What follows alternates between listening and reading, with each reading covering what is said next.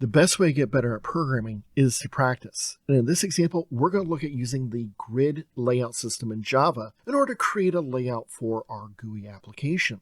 As always, this starter file is available for download. Use the link provided below in the description. We'll give you a couple seconds to download it, and then we'll get started.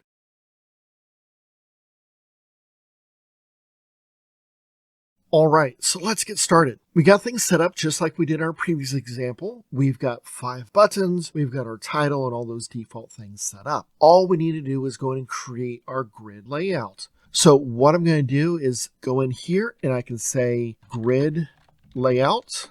And I'll once again just call this layout equals new grid layout. Now you notice there's a couple of different ways that we can do this. For example, there are 3 constructors, a default constructor, one that automatically specifies the number of rows and columns, as well as a horizontal and vertical gap. I'm going to choose the default constructor just so we can see how we can make those changes. So if I want to specify how many rows and columns, I'll say layout.set columns. I'm going to set this equal to 2 columns.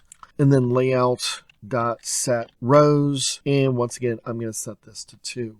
We're going to leave the horizontal and vertical spacing as is for right now. And you notice that I've gone in and added 4 buttons already. Now, we don't have to specify where they're going to go by default. Next, after we've set our layout, what we're going to want to do is say this.set layout. And we're going to pass in our layout that is of type layout manager. Remember, grid layout is going to extend layout manager. Now when I run this, you notice here's 1, 2, 3, and 4. It lists them in order, just as you would expect. So let's look at 2 small changes to this.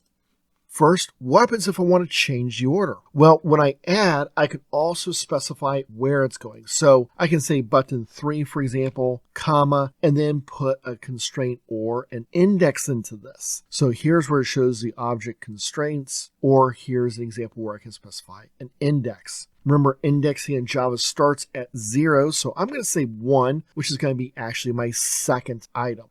Now when I go and run this, you notice that it now says 1, 3, 2, and 4. So this is just a real simple example. The next thing you're going to notice right now is that all of my items are exactly the same size. And that's what grid layout does. It takes the size of the window and splits it up into the rows and columns it has.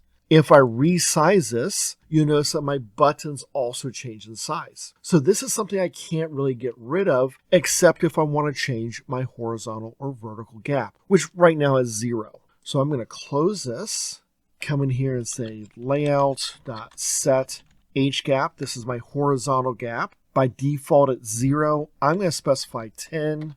I'm going to set vgap and I'm going to do 30. Okay, just so you can kind of see a difference to know that they don't have to be the same.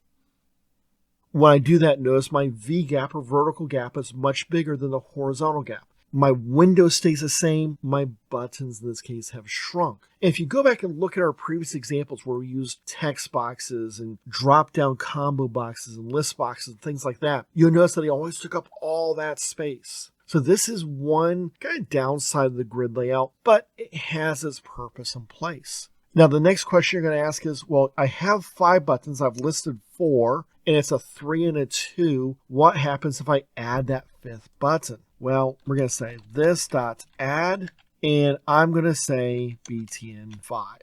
We're just going to keep it very simple as far as that goes.